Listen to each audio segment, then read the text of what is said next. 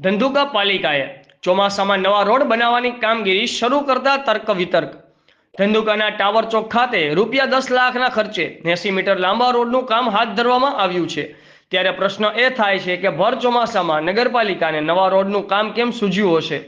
રાતોરાત ટાવર ચોકના વ્યવસ્થિત રોડને તોડવાનું કામકાજ ચાલુ કરી દેવામાં આવ્યું છે।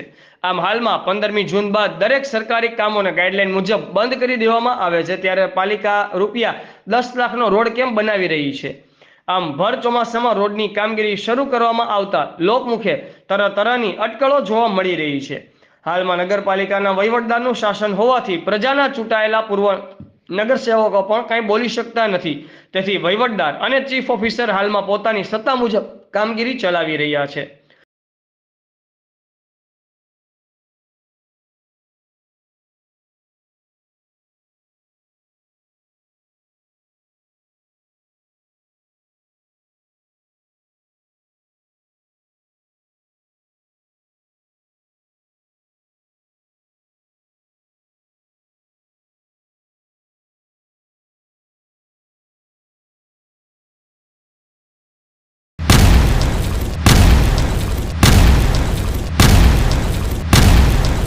दिव्य सरदार न्यूज, सब पर नजर, सबकी खबर।